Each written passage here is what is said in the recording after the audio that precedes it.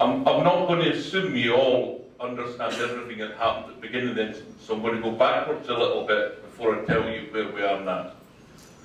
Okay, the ship runs around here about the 27th of July, and it's not uncommon for ships to run aground, and in most cases they come back off without leaking any oil.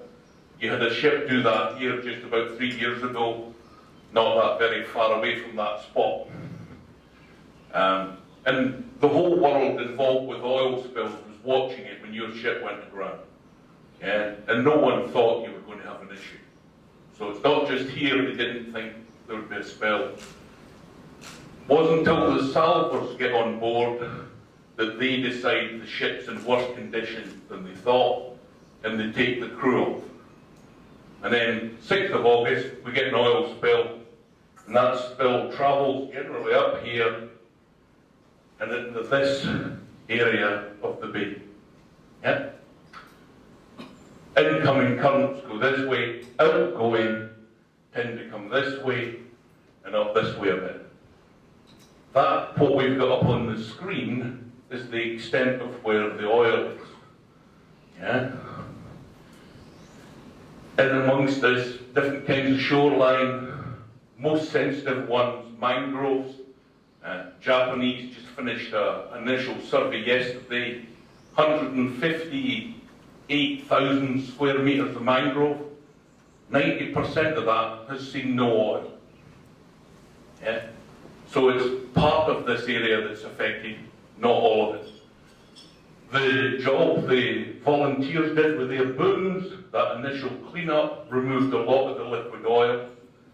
We don't know exactly how much she spilled yet. It's somewhere less than 800 tons. I think it'll end up being closer to 550. The amount of oil that's left is relatively small. But what's left now is in difficult to access places. Mangroves and things where we can't go in there trampling because we'll kill the mangroves. So they've got to go with gentle cleanup techniques. That involved us asking the volunteers to stop helping. Yeah. That wasn't stop helping because we didn't appreciate them helping, it was stop helping because we've got to do this gently, managed and controlled. Some of the waste generated in the first 2 or 3 days is only being removed from beaches now because people filled containers in places that were inaccessible, and now to get it out from there has been a huge logistics exercise. Yeah. The artisanal booms program going on now to remove those because they're starting to degrade. We don't want to leave them out there any longer. There was proper manufactured permanent booms put in a number of locations. Blue Bay in the Ramsar site, that boom is starting to come out now. No oil has been detected that went towards Blue Bay. The currents don't go this way.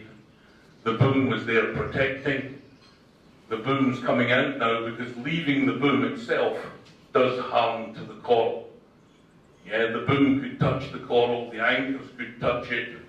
It can create more sediment, so that boom's being removed. The booms, the next layer of defence, there are 2 layers of booms here, and then there's a layer of defence here at the island. Yeah? We're starting removing this layer. This one will stay for now. And the reason we're starting to take these booms out is they don't last forever in the water. They take an awful lot of time and effort just maintaining them. And the same as with Blue Bay, the presence of the boom themselves affects water flow, it affects sediment, so we want to get them out. But we want to be getting confidence about what's happening with the part of the ship that's left here. Yeah? So, the ship broke into 2 parts on the 12th of August, and the bow part was taken to sea. Yeah? It wasn't taken to sea just as this is a cheap option to get rid of it. Yeah? The first option was it would be refloated and it would be taken to somewhere for scrap. In order to do that, once it was refloated, we couldn't leave it bouncing around in the reef doing more damage. It would have to have gone somewhere for a period to make repairs.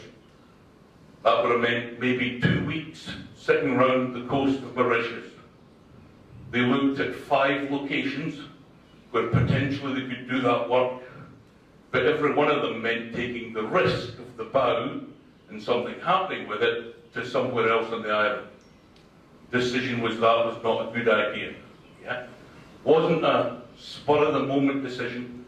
The media used the word scuttling. What happened was a planned sinking.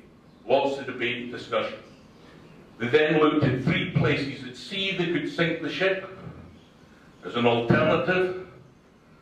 All 3 of those were chosen because they were going to be far enough offshore, deep enough water not to cause any issues. They then refined that position to the one they eventually sunk it at, taking into account additional comments from your neighbours at Reunion and from whale experts. One of the big things is the majority of the whales are in shallower water, 60-metre depth off the west coast. So off the east coast was the best place for the ship to go. Now they had a lot of trouble keeping the bow afloat, and then having managed to keep it afloat, they then had a lot of trouble getting it to sink. Normal. Yeah? They did too good a job of patching her to keep her afloat, and then she didn't want to go down. So it took them, a number of days to get her properly on position and prepared. There was no oil on the bow. Yeah? The part that was towed away didn't have any of the bunker tanks. What it did have was some hydraulic oil from machinery. Yeah? Not in barrels or in a tank, but in pipes less than 1 inch in diameter. They drained that oil before she went down. The sinking was videoed, photographs, records taken, and there was 2 cetacean experts on site when it was sunk, and an aircraft overhead and a helicopter. Yeah? It wasn't a hidden sinking or anything like that. It was not a quick decision. Stern of the ships left here. Yeah? They'd got the bulk of the oil off. When she originally came, she had about 4,000 tons on board. Largest part of that stuff, called low sulfur fuel oil, started being used by shipping in January of this year to reduce air emissions. Yeah? Same as they've done with your cars running unleaded fuel, reducing the amount of people that are using diesel. Shipping had gone on to low sulfur fuel oil. This is the first time there's been a big spill of low sulfur fuel oil. So how it was going to, what its fate would be, what would happen to it once it was spilled, we weren't quite so sure about. It could have behaved like heavy fuel oil, which is what they used to use on these ships. It hasn't. It's performed more like what we'd say would be light fuel oil, which is actually better, it's easier for it to clean, and the recovery of the environment will be faster. So it stayed as a thin liquid oil.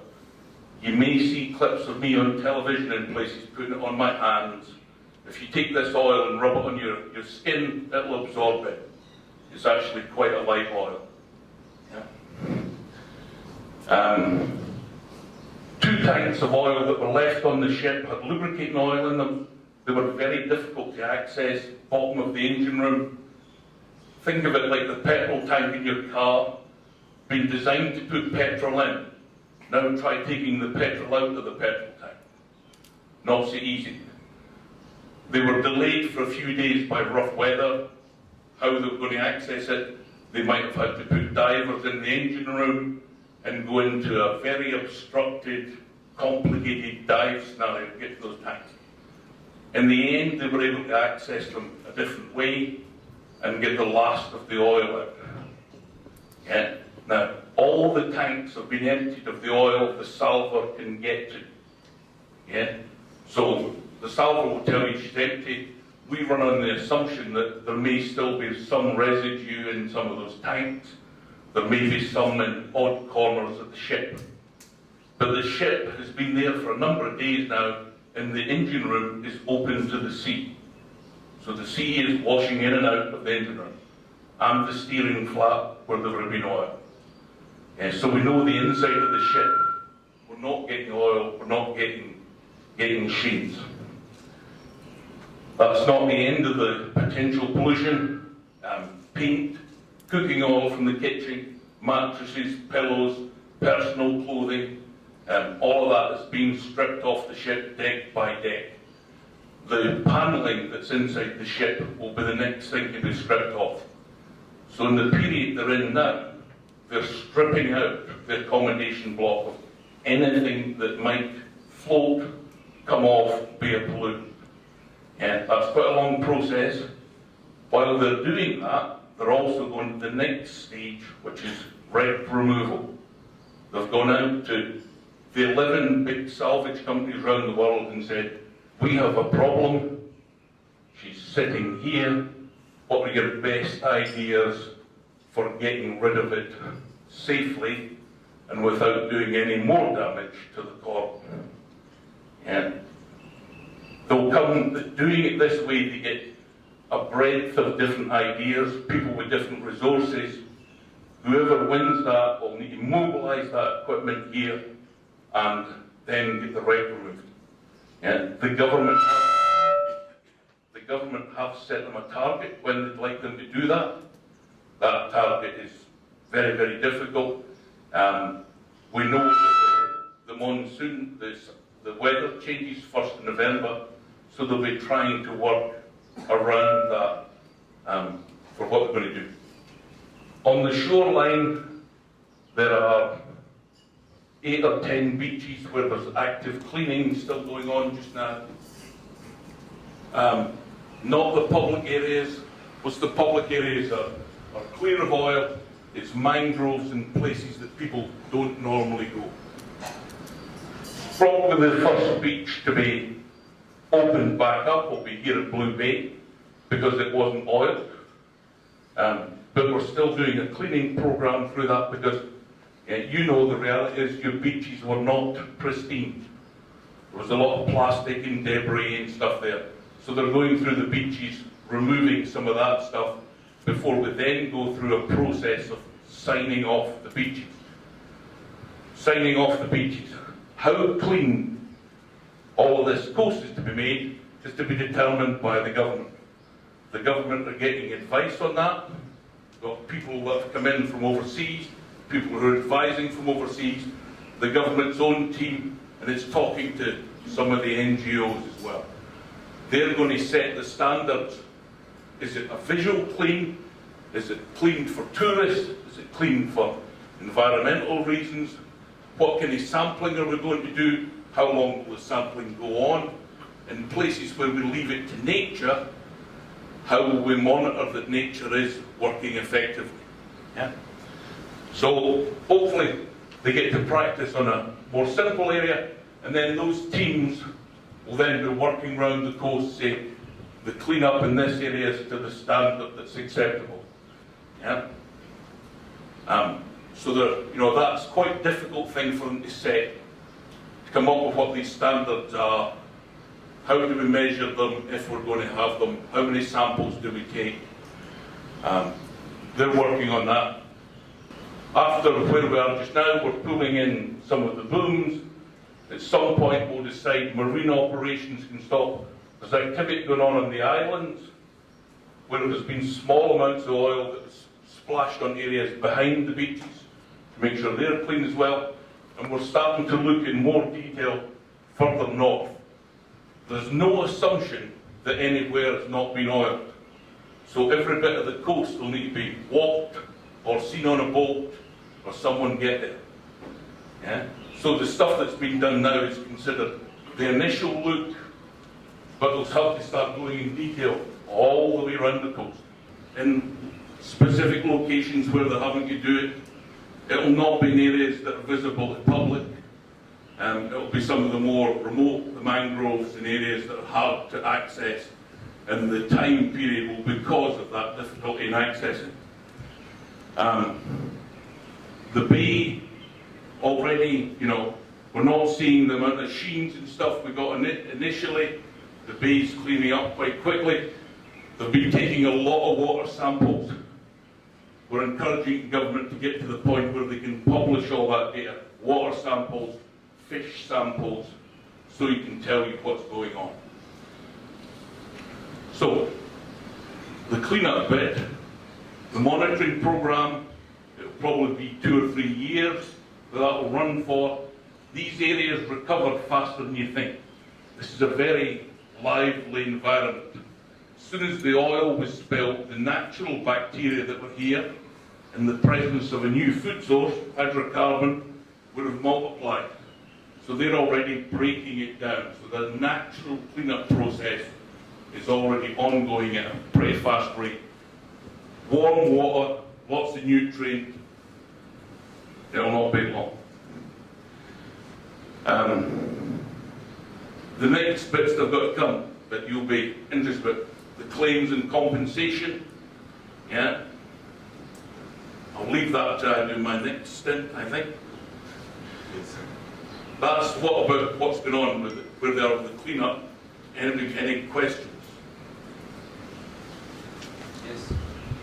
Matthew, thanks for your insights. I'm Gerald from Mauritius countries. So when you started talking, you said the salvages came on board to assess the situation and then said, okay, we've got a problem. When the ship ran aground and until the salvages came on board, what was the time lapse? That's the first question. And a second question would be, don't we have do we have the expertise? Did we have the expertise locally to assess that situation? Thank you. You've got expertise, yeah? Yeah, you've got the expertise. You've got people that have been to sea, you've got people that that qualify. Yeah? But what's happening to the ship is not the normal thing that happens to a ship. And the expertise for that is a salvage master. And that's why the salvage masters were mobilised. Yeah? They got here. If you look at how fast they got here, they were mobilised very quickly. They probably had a bit longer getting here because of COVID. And anyone that's travelled recently knows travel now takes longer. So there's no delay in that, them getting on board and them making their assessment and saying, look, this is doing something we didn't expect. Because remember when the ship went aground, she was empty, no cargo on board, yeah, so she was being trimmed slightly down by the stern to keep the propeller in the water, and she ran aground. She was aground here. The bunker tanks are here. She was doing this. No one thought there was an issue here. Yeah? If you see where she broke here. Yeah? And it wasn't the spine of the ship that broke, it was actually the top deck crushing rather than breaking. So it was this part coming up. She went that way. Yeah? Crushed the top deck. Yeah? You've got to be there and see it and assess what they all honestly thought was going to come off. You know, the tugs were already on way from South Africa. She couldn't have pulled herself off. She was on the ground too hard. But everyone thought she was going to come off. Internationally, people looking at it saying, oh yeah, that's going to come off. It's an empty bulk carrier. It's only on by the bow. And this one, it did something odd. Then the government asked for more help on top of what was the National Contingency Fund. And that help, again, it didn't come slowly, but again, it was probably delayed by COVID. Yeah? I know for me to get here, you know, I was in Germany. I was very lucky I could get a COVID test and a result in 4 hours, but I still had to spend 30 hours getting to Nairobi, and then the UN had to charter a plane to get us from Nairobi in here. So you could have been here in a day, it then takes 3 days. There's a bit of slowing in that, but none of that's any fault in the request for support.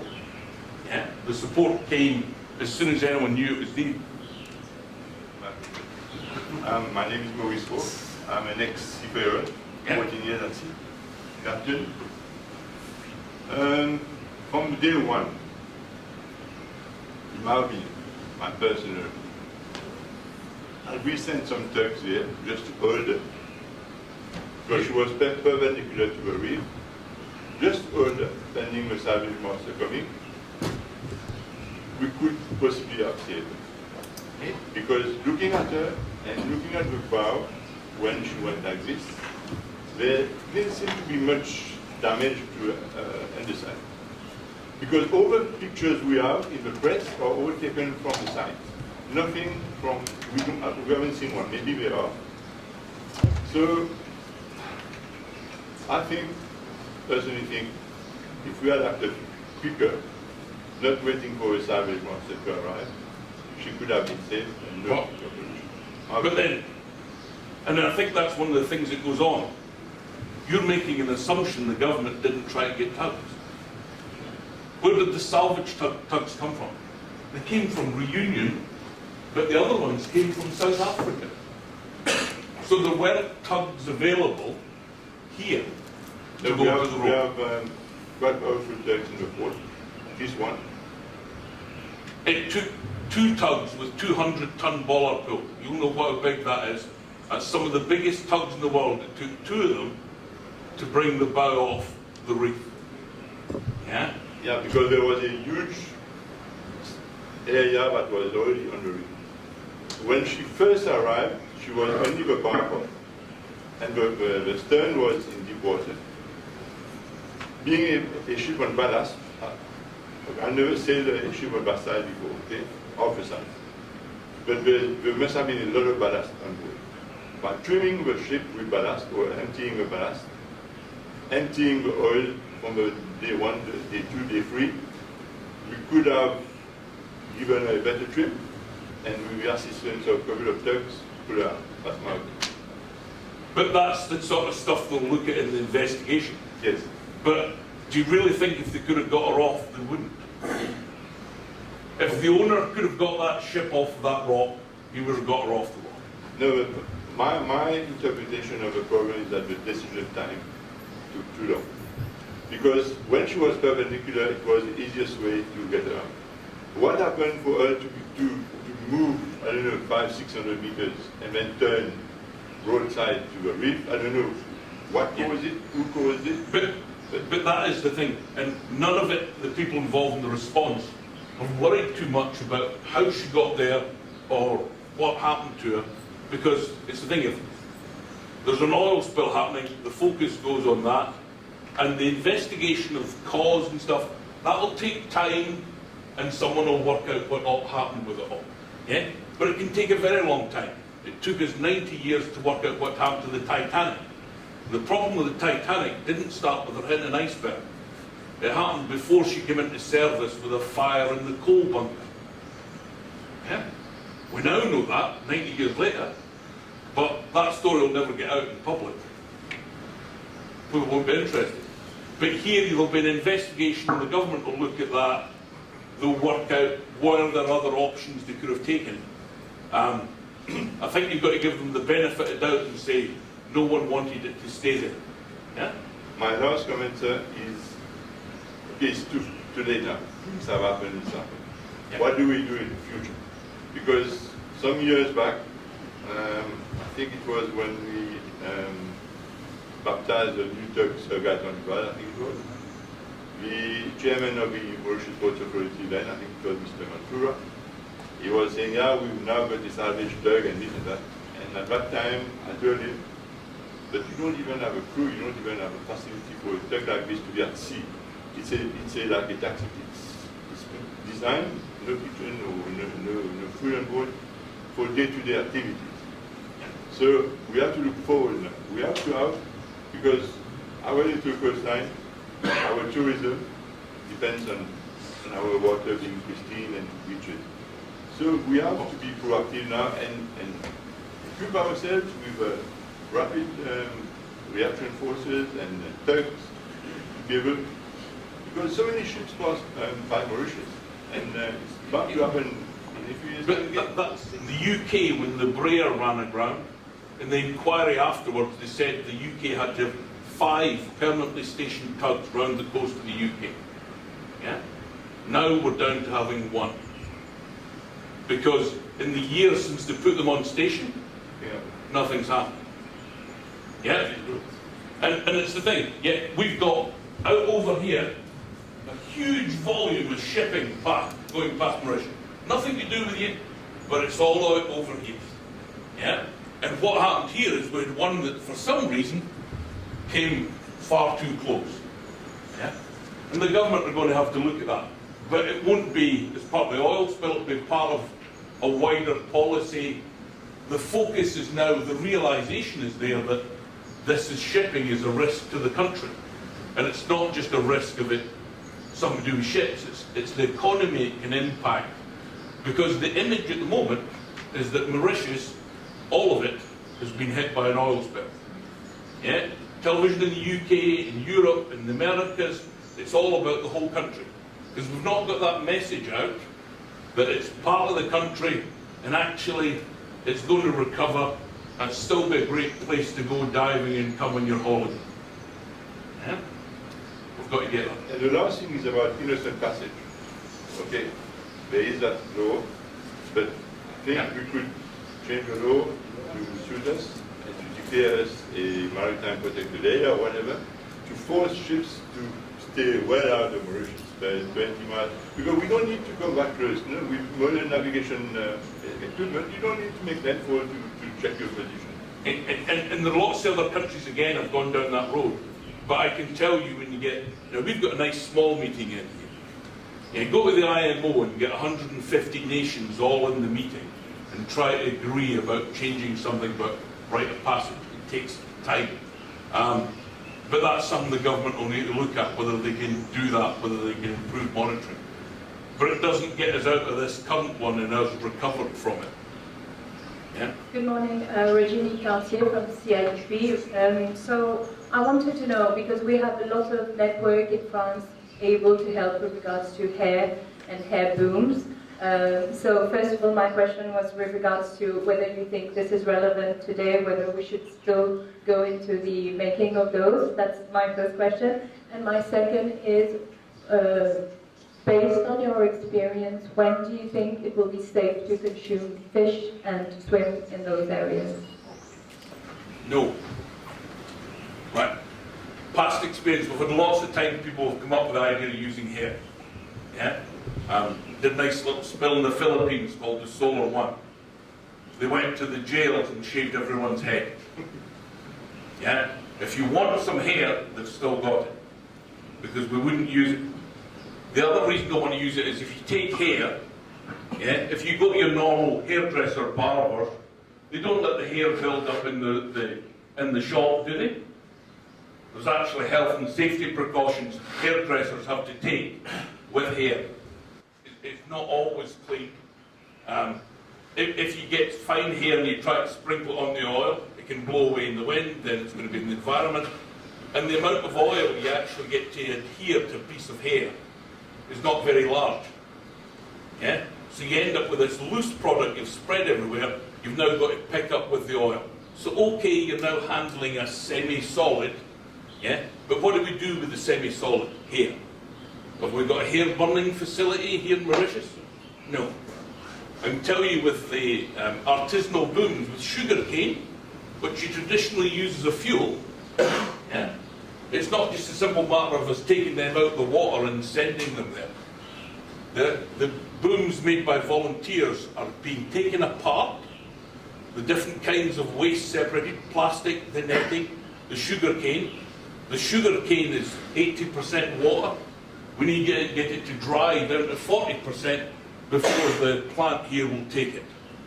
1 metre of artisanal boom coming back out of the water at the moment weighs 67 kilograms. Yeah? So it went in very easily, but taking it back out is a hard job. Yeah? But on the hair, we understand why people want to do that. They feel it's an option. But it's been tried many, many times before, yeah? And it doesn't help us. Yeah? We've got other ways of doing it. There's plenty of absorbent material that was made for that job that's here now. And we'd actually prefer to pick up the oil as a liquid, if we can, clean, because again, the liquid oil that's come from here will probably continue to be used as fuel. Yeah? It's not going to go into waste. All of the operations that are going on now minimising the amount of waste we generate is going on. Yeah? But we've got a couple of thousand tonnes of waste, yeah, without counting the artisanal book. Yeah? So giving us here would just give us another issue. But it's very common for it to be done, for people to shave their heads, shows their support for what's going on. I'm going to forget the second part of your question. The question was, when do you expect the sea to be safe in that area for swimming and fish consumption? If I was allowed, I would have been swimming last night, a week ago. Yeah, I mean, it's the thing, it recovers very quickly. And remember, the fishing ban is not in place because there's been a result that said we need to stop fishing. The fishing ban is in place as a precaution. In the Deepwater Horizon, US of A, thousands of samples taken, not one was above human health level. And we see that all around the world. Fishing bans get in as a precaution. Because if I give you a fish and tell you it's been in an oil slick, you'll taste oil, whether it's there or not. But the government's got to act safely and say, there is a risk. What if these fish have accumulated PEHs, polyaromatic hydrocarbons? What if they've got inside some heavy metals that come from it? So as a precaution, they put in place a fishing ban, and then they start taking samples to see if that's true and when we can open up the fishing. Yeah? And I say this one all the time, the biggest killer of fish is fishermen. So if the fishermen aren't fishing for 3 months, there'll be more fish when they go back than there was before. Yeah? There might be some localised impact on some species, which is what the sampling and monitoring will look for.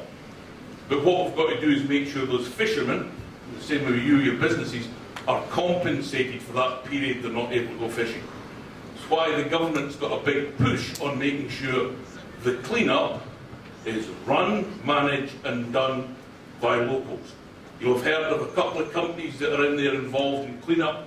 Polyeco, they're a local company, but they've brought in some of their Greek colleagues to help them, and a company called LaFleur, who've brought in 6 people. Yeah? The rest of the clean-up is all being done by local people. Local target operator and scientific. What are the lessons learned so far, as far as in this case? Every oil spill, there's always huge lessons learned that come out of it. And anytime you test a contingency plan, the number one that comes up is about communications. Yeah? So that'll no sure come out be top of the list.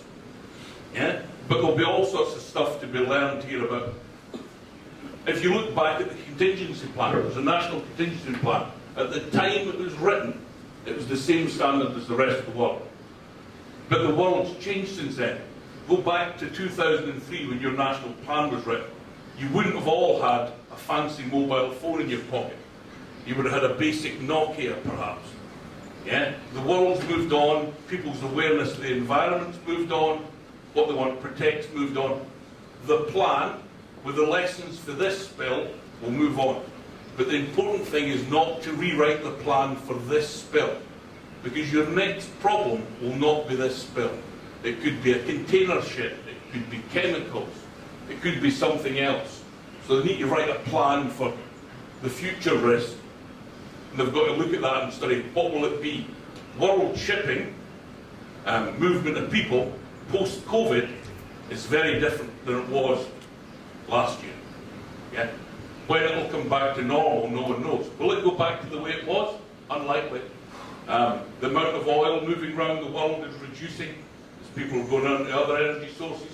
That means shipping routes are changing. Reliance on all your goods coming from China, the Far East. Certainly in Europe you can see people are going against that now, which will reduce the amount of container traffic. So things will change and you've got to make that plan for the next spill.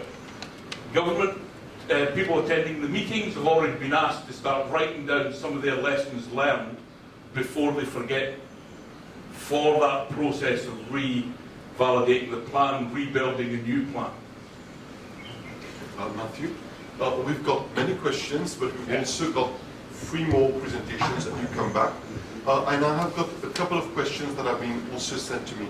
What I was going to propose, if we could have those questions right now, and then at the end, if you could come back before the closing remarks, and we can take all the other questions as well, because it would be a shame if we don't have the other speakers to talk to also. The three questions that I had, and if I may just put them now, we can take the answers afterwards. The first one is, there's Deepwater Horizon, and then there's this. In the minds of people, all oil spills are the same. Are there a formal categorization, and can we start communicating on that level of oil spill or not? Christine again, 2-3 months will clean up. I think many of our membership is trying to understand, are we in 2-3 months therefore, are we now 80, 70, 60% done? Are we in 2-3 months 90% done? But really the question is, will we ever be 100% done, and if so, when? The third question that I had is, there are already, and that is for the members that have operations in that region, there's still, and talk about fishermen also, there are restrictions on movement right now. When can we expect, and when should one, in an expert manner, expect those restrictions to be lifted? Obviously talking about precautionary approach, but still, at some point, when do we genuinely look at that? And finally, there's been a lot of questions on the sampling. We hear about air sampling, we hear about about water sampling, we hear about fish samples being taken. I think one of the things our members want to be reassured is that whatever samples need to be done for health reasons and for claims reasons are being done, and that we won't be down the line being told, well, you should have done this, this, and this, and sorry if you don't have it, we can move further. And there's the very sensitive, and I think becoming a very maybe beyond rationality, there's the issue of the dolphins. And I think many of us do not know whether, having expertise, either from you or afterwards, this idea of the risk. Those are the 4 questions that I have.